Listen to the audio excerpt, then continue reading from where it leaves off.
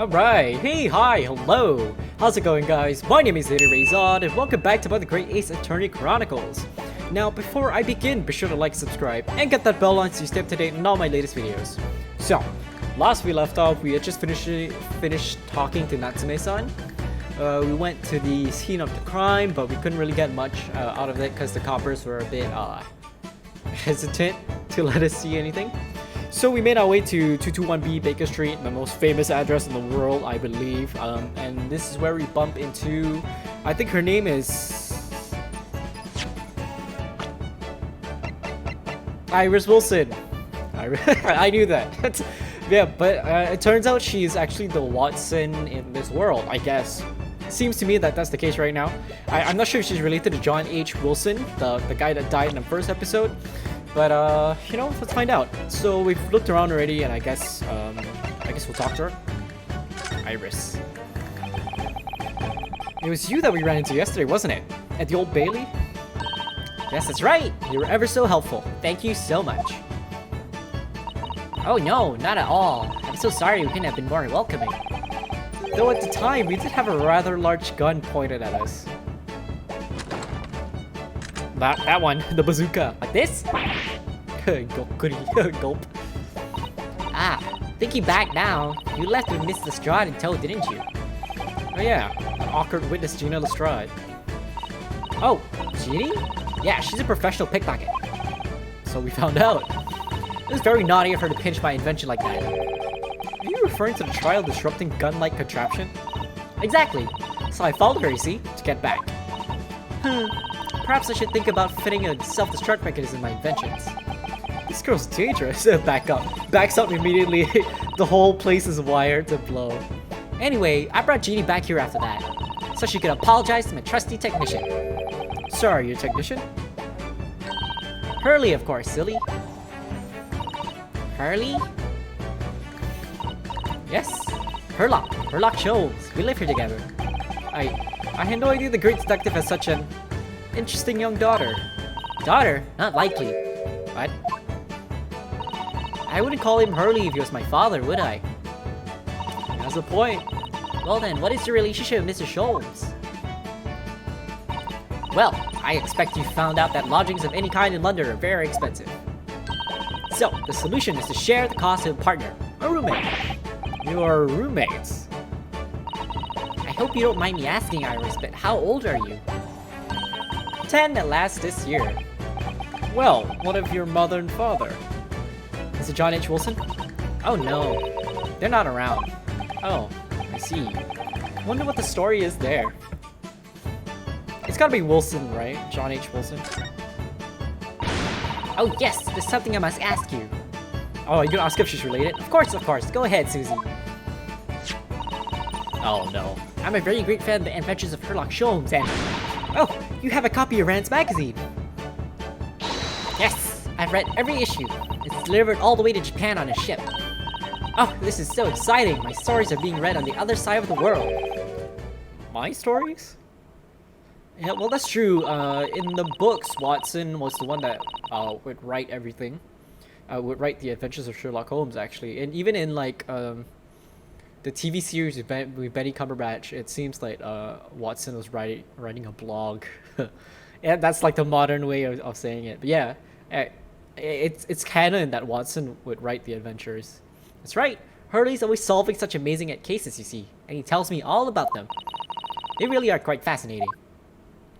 It'd be such a shame if I was the only one who ever heard them, don't you think? Goodness. Last night, he was telling me all about a new case he just solved on a steamship traveling from a faraway land. So I was just in the middle of typing up the manuscript for the next issue before you came. Fake news!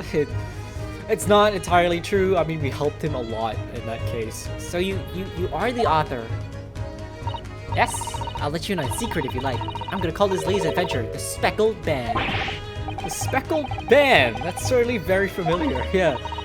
Of course, I've always changed one or two details in stories, here and there. This time, I had the idea of making a venomous snake be the cause of all the trouble. In the book, the Speckled Band is a snake. Oh, that was Mr. Sholmes' first thought as well, actually. Yeah, and of course I know that the snake might not be a credible fit for the facts of the case exactly, but That's true. I actually read a bit about this, the speckled band specifically. I'm just going to digress a little bit here. In the original Adventures of Sherlock Holmes by Sir Arthur Conan Doyle, the speckled band is actually a snake. I think it's not on a steamship, but more in a house, if I'm not mistaken. And it was a snake, but the problem was it was a bit contradictory because I think at the time people were debating, not at the time as well, in general, people were debating the fact that a snake with a speckled band would not, which has like that's immediately poisonous, is not does not exist actually. Well, they say that, but there's a lot of different species, so they're kind of debating the fact that whether this snake exists or not, with venom that potent and the speckled band. But yeah, I digress. It's just interesting, you know. Sherlock Holmes is actually very well written. If you haven't read it, you should. Continue. It's a story. Some poetic license is justified to make it more thrilling, I think. Don't you? She has a point. So do you mean to say, are the stories about Mr. Sholmes that are published in Rand's magazine all written by me? Yes, on my wonderful and very modern typewriter. But all the stories I've ever read are written by a doctor of medicine, by Dr. John H. Wilson. So that's getting more and more worked up. Ah, yes, that's me. I mean, my name really is Wilson. But what about the doctor of medicine part? That's all true too. I am a doctor of medicine. No, 10 years old? 10 years old? Well, that's quite incredible. But, Dr. Wilson's an English gentleman. Ah, yes. I did alter the setting slightly for the stories to be more compelling. Oh. Well, it sounds a little strange, doesn't it? A great detective with a 10-year-old girl in tow? She has a point. I suppose it does, yes. Poor Sato-san. She looks like her whole world is just falling apart. Deductions. About before. Yes? What's on your mind, Runo? Do tell me. How did you know that I was a lawyer and we just arrived in London, I mean? Yeah. Oh, and that we have a difficult trial tomorrow. How did you know all of that? Oh, that's what you mean. Please, tell us how you did it. Explain every detail. Of course, I'll be delighted. Although, there's really no mystery. Now, let's begin. Deduction time. Iris Wilson is proud to present Logic and Reasoning Spectacular. First of all, I knew already that you were a lawyer, Runo. After all, I met you yesterday at the Old Bailey in the defendant's antechamber. But you also said that we'd only just arrived in London. How did you know that? I observed a passport and travel ticket protruding from your breast pocket. Oh, so I was reasonably confident that you must have only just arrived in the country. And on top of that, you accepted a case against that particular prosecutor, telling me you were unaware of London's court affairs. Reaper of the Bailey? I walked right into that one, didn't I? Oh, she has a mark on her hand. Then I noticed a red ink stamp on the back of Susie's hand. You were given that when you visited the local prison to meet with a suspect, weren't you? Earlier today. Ah. They use those stamps to keep a close eye on comings and goings, you see. I didn't realize. And the red stamp is only used for people visiting foreign inmates. So, that told me that even though you had only yesterday concluded the trial of Magnus McGilden, the two of you had already had cause to visit a foreign inmate at a local prison. However, neither of you was wearing a particularly sad expression on your face, so I concluded that the prisoner was unlikely to be a friend or a relative. That led me to believe that you must have accepted a new case. I see. But how could you have known that the trial is tomorrow? Well, having barely been home a few hours yesterday, Hurley solved yet another case. It obviously amused him. He told me that he caught a Japanese man who was bawling and trembling. Japanese man? Oh, clearly that must have been Mr. Natsume. Oh, poor guy. Now, Runo has that fancy Japanese sword. And I think your outfit is called a kimono, isn't it, Susie? Well, anyway, it was clear to me that you both come from Japan yourselves. So I put two and two together and decided you must be defending the Japanese man Hurley caught. And there was only one conclusion those facts could lead me to.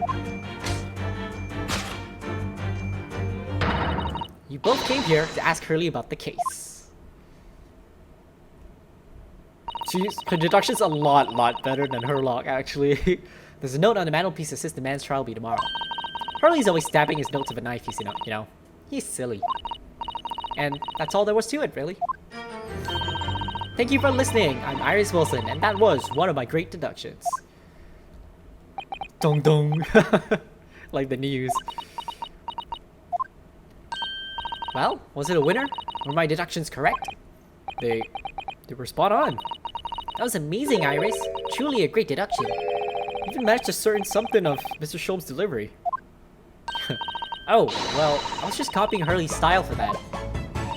This is really very good news. You could tell us all about the case involving the Japanese man. You will, won't you, Iris? Please. Yes, tell us. So, yesterday, Mr. Sholmes apprehended a Japanese man. You were saying... Yes. Oh, you were saying... Hurley had just arrived back in London after a sea voyage. But the police were waiting for him at the railway station to take him directly to the crime scene. Ah, the great detective's a popular man, it seems. Apparently, a woman was stabbed on a quiet street somewhere in town. There were witnesses who had seen a short, shifty-looking, stooped man running away from the scene. A short, shifty-looking, stooped man. Mr. Natsume, beyond any doubt. Saseki-san said that he didn't see anybody else on the street at all. But it seems there were witnesses after all. But I do recall he said something like, street. Can I go all the way back up? I think it won't take me all the way back up, right? Yeah, unfortunately it doesn't. He did mention that it was foggy or something, right? So I'm not sure how people could have noticed it. Hurley used his great deductive powers to determine a man's address. It was the lodging room, very nearby. He went directly there to the police, and what did they find? A short, shifty-looking, stooped man, shivering in fear. Mr. Sholmes' great deduction certainly hit the mark that time. Of course he did. He's a great detective. Still, that means the incident occurred only 2 days ago. Surely tomorrow's too soon for the trial, isn't it? Definitely. We have no time to investigate properly. I was gonna say poorly. Hurley says that the London is rife with crime. That London. Oh. Scotland Yard is doing its best, but they can't stay on top of it, apparently. Oh dear, I didn't realize the situation was so dire. That's why they can't afford to spend too much time investigating cases and trying the criminals in court. Staff and money are both short. Crimes are usually pinned on the first suspicious person. That's not good. That's terrible. I suppose it's the harsh reality of workings of the world's great justice system. I suppose it is, but in that case, I don't hold out much hope for Saseki-san. Yeah, I think he's kind of screwed, actually. Then again, you know, we usually work out okay. I think we might find the answers. Thank you for answering so many of our questions, Iris. This has been very informative.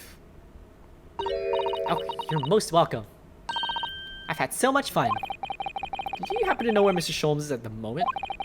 As you guessed, we'd like to ask him some questions about this case as well. Ah, well, I expect Hurley is still investigating the scene. Of the case involving Mr. Natsume, you mean? Yes, Mr. Natsume. Hurley said he was going to the man's lodgings. If you leave now, you'll probably catch him there. Iris, do you know where those lodgings are? Well, I imagine the police are still investigating the scene of the crime themselves, aren't they? Did you happen to come across a detective by the name of Gregson when you were there? Yeah, we know Inspector Gregson. Ah, goody. In that case, give Gregson this for me, would you? If you do that, I'm sure he'll tell you what you want to know. What is this? A 5-shilling piece and a postcard, it seems. Iris's postcard has been entered in court record. It reads, "Tell the gentleman in black whatever he wants to know. I trust that won't be a problem." Gosh, that'll make the inspector help us, won't it? Oh, thank you, Iris. We'll give it a try. Wow, she holds a lot of sway, huh? Good luck then. I'm gonna return to writing my manuscript, The Speckled Band.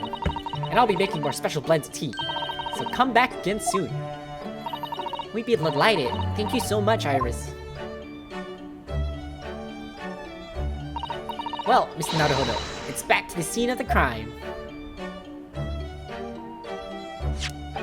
So, somewhat dubious that they would exert any influence on the men of Scotland Yard at all. We headed back to the scene of Iris's curious note and one of the world's heaviest silver coins in hand.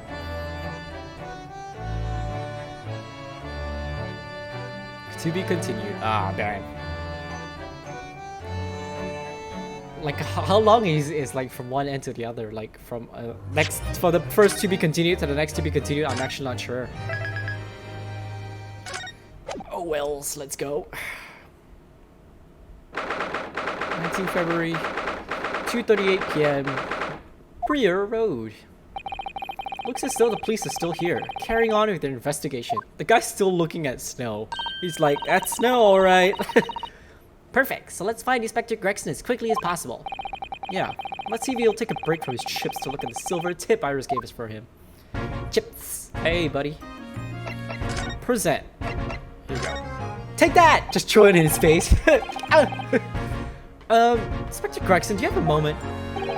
Sorry to say I don't. I'm a very busy man. Very busy man. Much too busy to talk to a pair of foreign get-abouts, that's for sure. We have these for you. A present from Miss Iris Wilson. What? For me? From a ladyship? A ladyship? Give that here, at once. Come on, hand it over. That's for me. Oh! Don't wait for me to give it to you, will you? He just like pulls it out. He gives me his fish and chips. What was that coin exactly? It's a silver crown, obviously, but it's a lot more than that. It's, well, it's an appearance fee, that's what it is. An appearance fee? Oh, I see. You mean... That's right, for the adventures of Sherlock Holmes. Your ladyship always offers me a little financial reward for featuring me, every time. Yes, of course. I know all about your exploits, Inspector. I read them avidly. Of course. Her using my name without my say-so does make me the butt of a lot of pleasant jokes, but still. I'm sorry, Inspector. It must be difficult for you. Never you mind that. So, what do you want to know then, eh? Sorry? Tell the gentleman in black whatever he wants to know. I trust that won't be a problem, it says.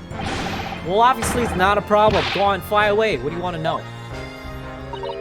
Well, if you wouldn't mind, Inspector, we'd very much like to know the address of Mr. Natsume's lodgings. Ah, the little knife-wielding, mustache Japanese fella. He lives in a right old hovel. It's just over there. Look. Just across the street. Wow. The first floor in that house on the corner where the wreck of bicycles propped up. That is nearby indeed. It's just across the street. If I remember rightly, the landlord is a Mr. John Garrett. I don't know what the pun is to that. Right, well, if you see her again, you make sure you give her ladyship my regards, you hear? I mean it, you tell her that Gregson sends his very best wishes. Don't worry, Inspector, we will. Goodbye for now, then. Long live her ladyship. Wow.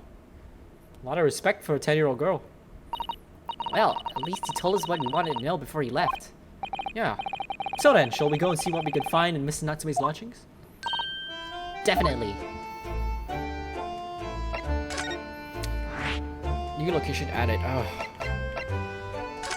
Let's go! I'm just wondering, like, when it's just two of them, why do they still speak English? That seems a bit weird. Why does he have a cannon? Oh, hello. Is that Mrs. Hudson? Maid. May I help you? Ah, yes. Would this be the residence of Mr. John Garrett? Oh, John Garrett. Indeed it would, sir. And who, may I say, is calling? My name is Kuryonosuke Naruhodo. Mr. Naruhodo is representing Mr. Soseki Natsume. I believe he takes lodgings here. She seemed excited for a minute there. We'd very much like to ask him some questions about our client.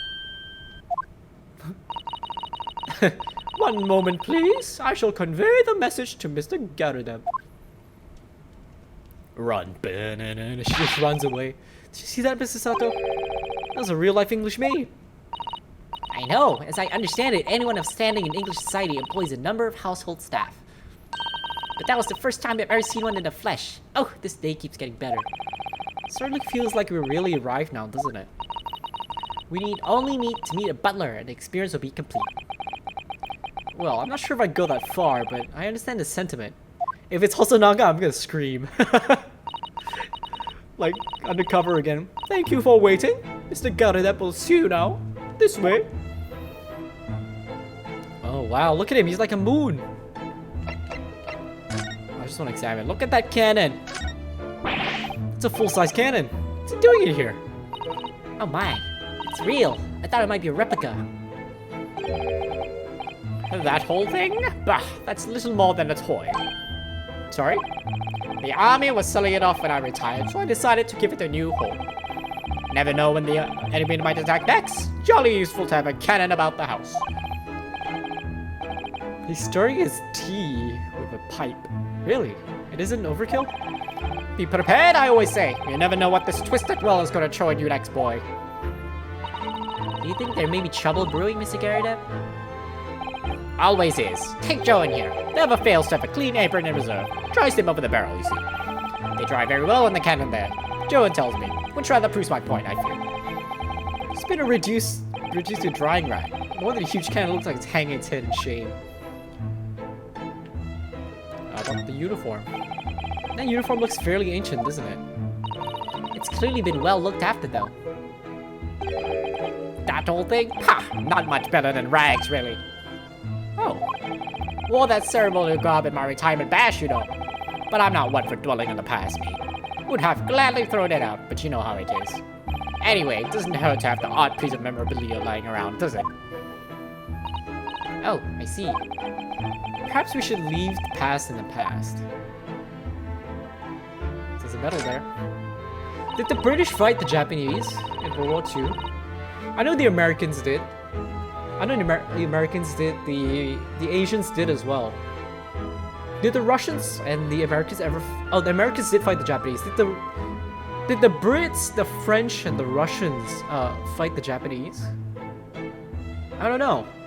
They definitely fought the Germans. Americans definitely fought the Japanese because they bombed Pearl Harbor. Asians definitely fought Japan because they were colonized. No, colonized is not the right word. They were... Is colonized the right word? I don't think it's colonized, right? They were invaded by Japan. I don't know if the Aussies said the Kiwis fought the Germans. I think they fought the Germans, but they didn't fight the Japanese. Or was it the other way around? I don't know. I digress. Because I'm just wondering, because he's English. Like, and it's kind of like 1916, you know, the early 20th century. So it's like just 20-ish years on, and it's kind of like World War II. Actually, World War I just ended. Maybe that's from World War I. I'm digressing so much today. I'm so sorry. Yes, it displays some pride, I would say. Although it bothers me that it's not straight. What? That old thing? Sorry? I should be glad to see the back of it. But the general would turn his grave if I disposed of it. The wall's the best place for it. Keeps the bally thing out of my way. Bally thing? So it's just been polished and shined by accident, I suppose? There appears to be an inscription on the medal itself. Look. Let me see. It says, for distinguished participation. Sounds like the kind of honors even I could be in line for. Well, one doesn't like to blow one's own trumpet, but I was given that for my time in the army. Can't measure an officer by the number of medals to his name, of course. Common knowledge in military circles. Sure. Look at that cane. Good day to you. John Garudep, at your service. Oh, well, I didn't look at his cane, I looked at the person. Pleased to meet you, sir. This is Hironosuke Naruhodo. He's a defense lawyer.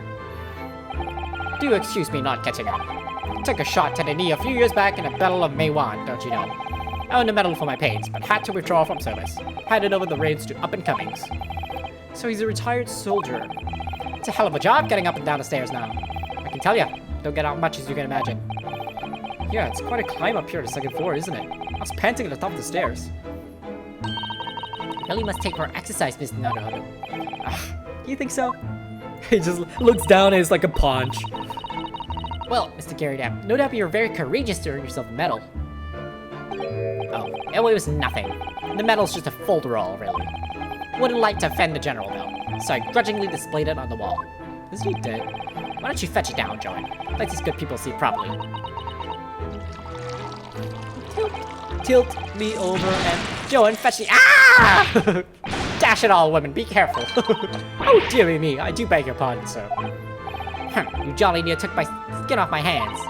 I shall be more careful, sir. Do you think she did that on purpose? So anyway, there you have it. Living the quiet life now. Yeah, I see. Now then, I hear you want to know about the chap lodging downstairs. Is that right? Yes, we would be very grateful if you could answer some questions for us. Only too pleased, naturally, especially if it helps to keep the peace here in Blighty. We forged an alliance with the Empire of Japan recently, as I'm sure you're aware. So this case is very much in the public eye, as it were. Oh, is it? It had some famous detective poking around, you know, in his old house, would you believe? Yes, Mr. Herlock Sholmes. Could have been. Didn't catch the chap's name. Not really my cup of tea, all that detective business. Oh, but you have a copy of Rand's magazine here, so... No. Anyway, the chap's investigating the foreigner's room as we speak.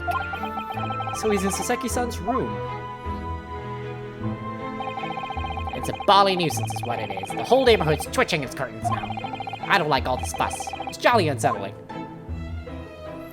About Mr. Natsume. About Mr. Natsume, Mr. Garrett, please do tell us. Ah, yes, Japanese chap. Only been lodging here for a week.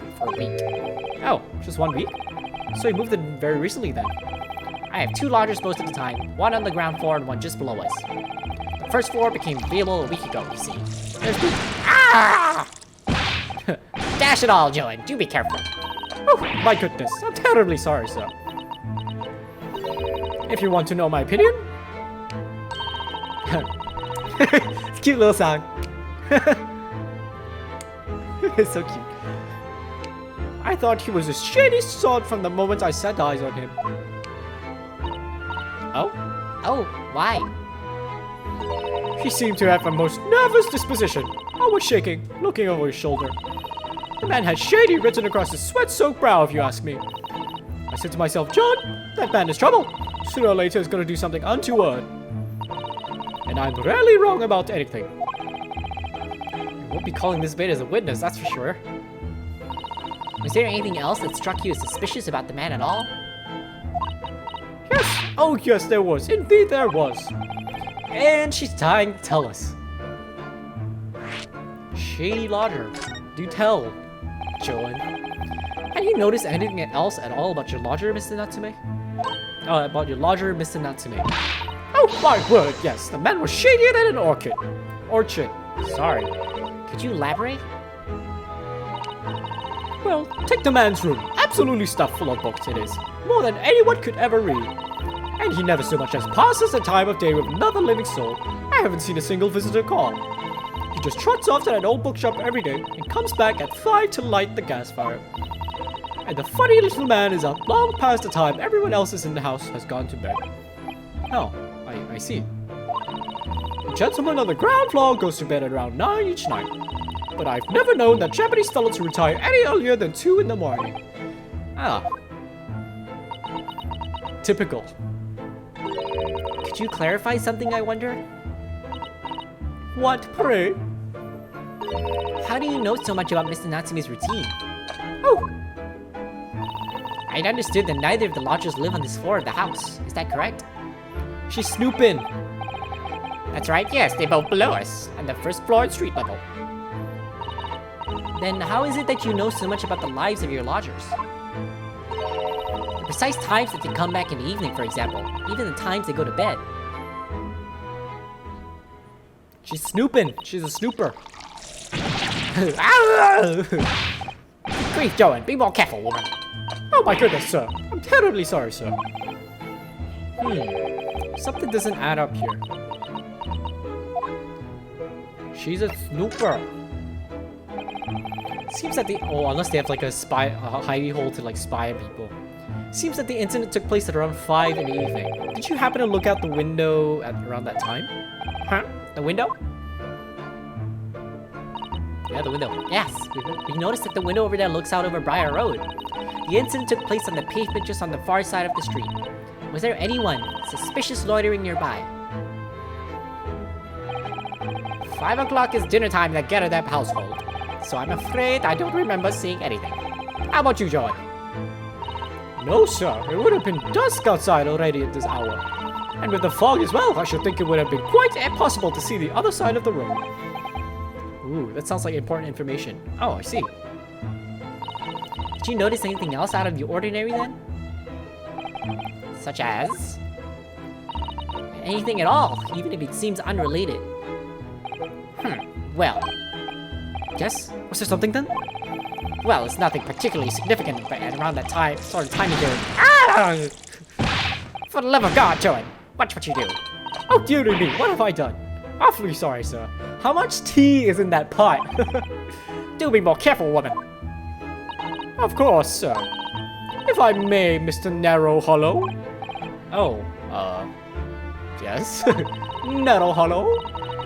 I have an exceedingly good memory, and as far as I can remember, nothing of any significance took place here at that hour. That hour. Nothing at all. Oh, really? Mr. Garrett? The way you were talking before, it sounded rather like there might have been. Oh, well, as I was saying, it was just a trifling matter, really. Nothing of... Ah! Keeps doing that. Interesting. Joey and dash it all, what's the matter with you, woman? Begging your pardon, sir. Nothing happened. Yes, quite. Nothing happened. We sat down to a quiet and uneventful meal. Joey? That's right, Mr. Garrett. Suspicious. What's the matter with these two? Sounds like something happened here in this room on the evening of the incident.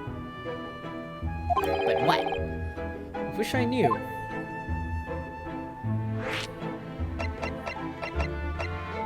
It kind of seems like she's the pants in this relationship. Could you tell us which floor Mr. Natsume's room is on? Why, certainly. Just below us on the first floor. Okay, so he's in between. He's not on the ground floor. And Mrs. Sholm's investigating there, even as we speak. Yes. Told me Nats, his name, has asked him to look into the matter, so I gave him the key. Mr. Natsume has engaged Mr. Sholm's services? That's a blatant lie. Would it be alright if we also had a look around? In Mr. Natsume's room, I mean. Don't see why not. It's just down 1 flight of stairs. Who knows if we'll find anything that could help us with the case. But we have to try. We need all the clues we can lay our hands on, shall we?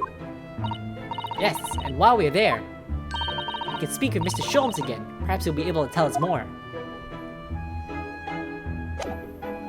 Okay. I can look around a bit more. Oh look, what's that on the floor?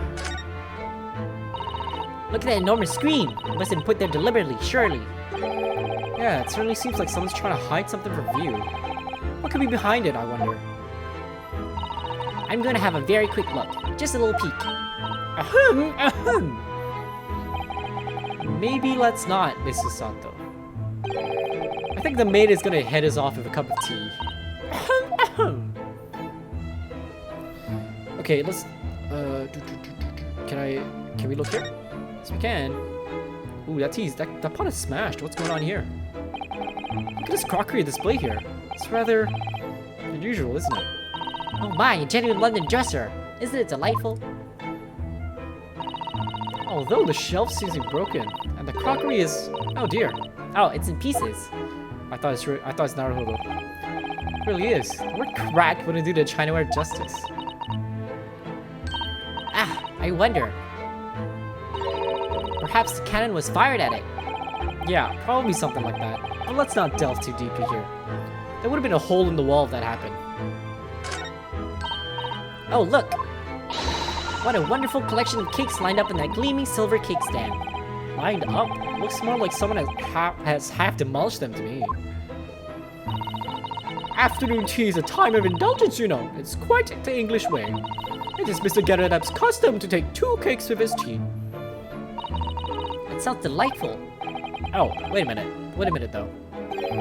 There are at least 10 cakes in this cake stand. Well, naturally.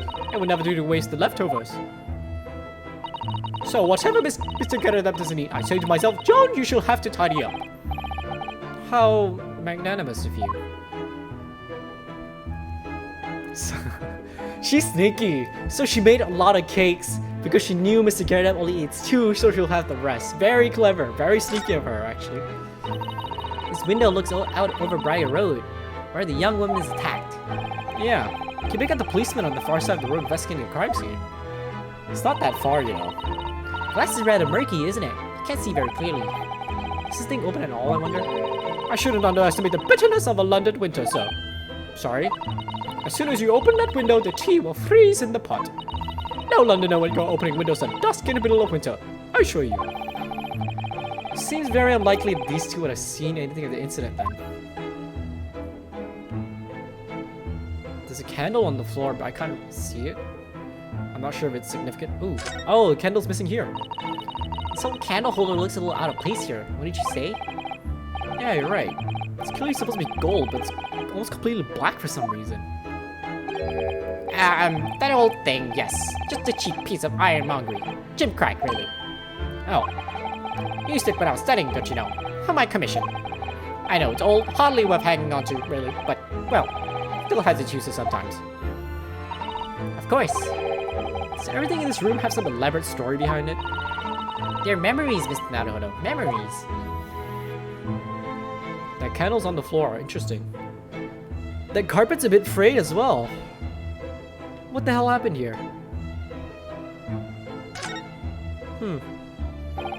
That portrait of Mr. Garrett is glaring at me, I swear. Have you noticed that all the little frames contain photographic prints of Mr. Garrett as well? Yeah, and there seems to be a statue of a lion on the mantelpiece as well. Ah, yes. Seemed to come back from the local pawnbroker, that little trinket. Seemed to come back? What do you mean? The chap who runs the place is a bally wizard. Went in to sell something and came out with that thing. Point of fact, now I think about it, I rather often find myself leaving the place with something I don't need. The lion ornament certainly does seem a surplus to requirements. Satsu-san doesn't pull her punches, or her throws for that matter. Have I looked at everything? I think I have. I think I have. Okay, wait, let's just check here real quick.